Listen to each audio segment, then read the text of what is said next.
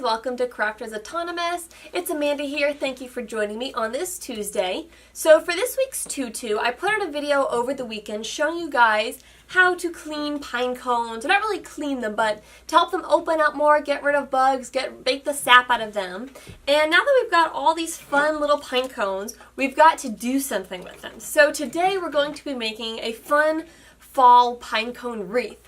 And it's gonna take about an hour, so I'm trying to set a realistic expectation, and all the project takes about an hour. But really there's two big parts that take a long time. One is painting, and painting actually goes a lot faster than you might think it would, and I'll give you some tips and pointers when we get into that. So obviously you're going to need your pine cones. I've got these acrylic paints here. I've got two that are by Apple Barrel. I had this random folk art fabric paint, which I wouldn't necessarily recommend. I would recommend that you stick with some kind of acrylic paints like these Apple Barrel ones. I also have a couple acrylic paints that are from Michaels, and these are their Craft Smart brand, and I'm actually really happy with these. They compare very well to the Apple Barrel, but just a little bit cheaper because they're just the generic brand. So you're going to want your paint, and really painting takes probably about 30 minutes. And while these are drying, the next step is to prep the wreath frame. Now with the wreath frame, you can go out and buy an actual wreath frame, you know, like one of those foam ones, and that's fine and all. But for me, I like, you know, to do it a little more DIY, a little more frugal. So I'm going to make one out of some cardboard, and then I'm going to cover it in yarn. And so covering it in yarn is probably the next longest part, and that takes about 10 minutes, 15 minutes or so. It gets a little tedious, but it's not bad. And then in the last 15 minutes, you've just got to assemble the whole thing. We'll use a handy dandy glue gun to fasten our painted pine cones onto the wreath frame that we make from the cardboard and the yarn. And then your wreath is ready to go just in time to put on the front door for fall. If you have a spot inside to hang it over your mantle, it's just a really great way to add some fall decor to your home. So let's go ahead and get started with painting the pine cones. So I'm using these 5 different colors here that I've showed you, and I'm just going to shake them and squeeze a little bit onto a plate here. And you can use whatever colors you want. I'm going with these kind of muted colors. They just have that fall kind of tone to them, and I think they go really well together. I am using 5 colors, so this will be kind of a louder, busier wreath, but if you want to use less colors for a more tame look, by all means you can, or you could just use a single color. That would turn out really pretty too.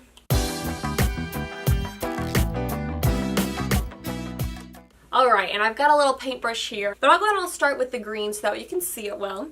And I'm just going to load up my paintbrush with a lot of paint, and I'm going to be painting the tip. So you might think you have to go really slow and careful along the edges, you know, to make sure you get everything. But really what's cool about this is you can just load up the brush with paint and just kind of go along the edge really quick, and what'll happen is because you just kind of do a sweeping motion with a good bit of paint on there, just the edges will pick it up. You won't have to worry about it getting down in there, and you'll end up with just the edges painted without needing to be super precise or going one by one and painting them. So I'm just going to quickly brush this on wherever I see a little end. So now I'm getting to the bottom. You might be going, do I paint the bottom, or how is that going to turn out? It's actually really easy. I just load up with paint, and then I just kind of sweep back and forth, and it'll end up hitting just the high points for the most part. You can also sweep in your paintbrush in one direction, and that'll help it get just the main areas and not fill in the whole thing with a solid sheet of paint. But you can see that it creates this really nice look. Again, here's the sides. Now, when I'm working on these, I personally don't mind getting paint on my hand, as you can see. So even though, you know, it needs to dry a little bit, when I touch it, I will be putting my hands in wet paint. But for me, it's not that big of a deal because the acrylic paint dries pretty quickly, and I'm okay with getting a little bit of paint on my hands, and it doesn't really mess up how it looks where I grab it. So when I'm trying to get the top and get those spots where my hand was holding, I just grab it by the side. And then I'm going to set it on a separate plate to dry. And again, I'm not too worried if the paint touches the plate. You know, some of it might come off a little bit, but you really won't notice it when it's all said and done. So I'm going to set this off to dry and grab another pine cone. I'm doing a nice little cute one here. And again, same kind of process. I'm just going to kind of, it helps if you kind of sweep back and forth. And having like thicker amounts of paint speeds the process up also. You're essentially painting on wood. That's really what pine cones are in a way. So obviously wood wants to absorb the paint, so if you have your brush nice and wet with paint, you get a nice good coat instead of it all soaking in right away and not wanting to spread. Again with the bottom, I'm just kind of sweeping across. It doesn't have to be too precise, and it ends up getting just kind of the tips. So it gives it a nice frosted color look without you needing to spend time in really detailed doing each individual one. That's what's really nice. It looks really cool. It looks like you spent a lot of time on it when really it's not that bad at all. And there we go. Another pine cone's done. I'm going to set it on my plate to dry. Going to do a few more in this color and then swap to my next one, and then it'll be time to move to the next step. As I said, this is the longest part of the process, but I think it's also one of the most enjoyable parts. So paint your pine cones. You want to do about 30 of them, and then I will show you the next step. So I've got my pine cones painted. I'm just going to set them aside to dry for now. So while we let those finish drying, we're going to make our wreath frame. And to do this, you're going to need just a little thumbtack. I'm just going to poke this in the center of my cardboard right there to hold it in place. And then we're going to need some yarn. You will need some yarn to cover the cardboard frame. I'm just going to use this nice neutral color. And I'm going to start by cutting off just a small piece, yay long. And I'm going to make a slip knot on one end and put it on the pin. And then I've got a pin here. And basically what I'm going to do is I'm going to run the string around to make a circle. So we'll do an outer circle and an inner circle. I'm going to make my frame fairly thin. I don't want it really wide and chunky because then I'll need more pine cones to cover. I just want a thin, cute little frame. So I'm just going to start by putting a slip knot in it here. Putting my pin in this other end of the slip knot. And keeping a roughly even amount of tension. Just going to twirl it around.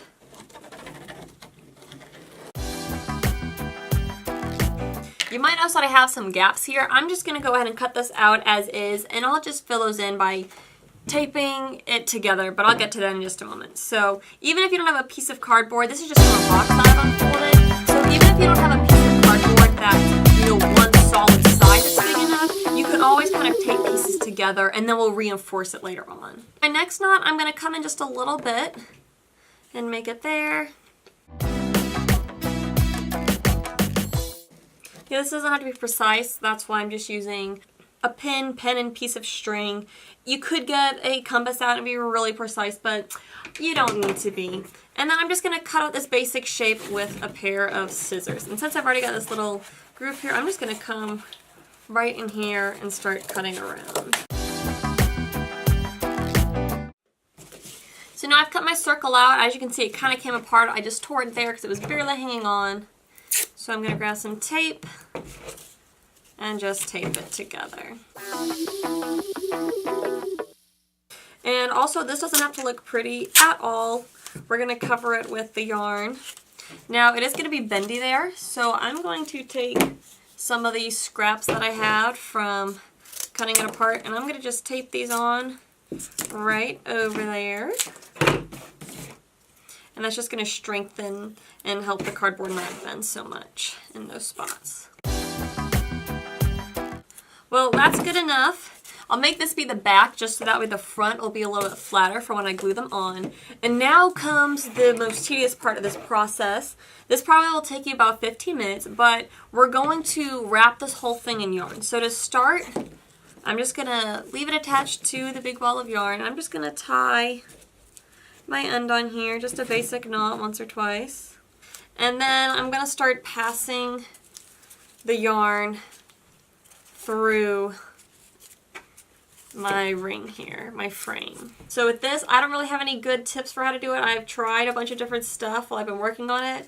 Once you get going, you get the hang of it, and it doesn't seem to take as long. When you first start, it seems a little bit tedious. Don't worry about it looking perfect or anything. Just try to keep a decent amount of tension on it. Keep going through there, tightening it up, sliding it down, and just work your way around little by little. Alright, so as I said, that was the tedious part, and I finally got to the end here. So I'm just going to cut off a bit of a tail, and I'm just going to tie this off on the back. The first tail I caught underneath as I was wrapping around, so that one's already out of the way. But now it's time to get out the glue gun. So I'm using Surebonder's mini detail glue gun. It's a really handy one, very affordable for general crafting purposes. I'll put a link for it down below. You can find it on Amazon. But I'm just going to start by gluing this little tail down. Just kind of running some glue there. And then I'm going to bring my pine cones on over here. And it's going to be time to start putting my pine cones on. I'm just going to glue these on. There's lots of different ways that you can do this. You can angle them so that way they're all facing a certain direction. You can make them more haphazard. You can really do it just about any way you want. One word I will mention is, especially if you're using a mini glue gun, is you want to make sure you have enough glue sticks on hand because you do go through a lot of glue with this. So I've only got these short ones here, so I'm going to be feeding these through a lot. You'll notice I'll have to keep pausing to load my glue gun with more glue sticks just because these short ones go through pretty quick. So those are just some things to keep in mind. So I'm just going to flip it over to the front and grab a random pine cone, and pretty much at this point it's just a matter of gluing them into place. So I'm just going to load up the bottom with a good bit of glue and put it on my frame. And then I'll take the next color. I'll angle this one kind of this way. Again, load at the bottom, put it on there. Now, once it's on there, you might want to come around near the base and just get a little more in. Also, something that's really important is to where they meet, to really load it up with glue there, just to help it hold more, because it'll make your wreath sturdier overall. Do a nice yellow here, kind of curling back the other way. This is what I was talking about with needing to load up on more glue. I'm already needing my next glue stick in here. So again, coming around the base once I've got it in place, making sure to glue where the two touch, get that glued together really well. Now remember, because pine cones are layered, you may need to put the glue between several layers, just because it can bend because of the layers and all. The key really is to find connection points so that way everything stays together really well, and then pretty much just load it up with glue. So nothing scientific or precise about this. It's pretty much one of those glue it all together and try to make it look cute. And just keep going around and your wreath will come together very nicely. I've even got this one here that has a stick on it that I'm going to incorporate into the wreath. I think it's just going to add some more texture, look really cool.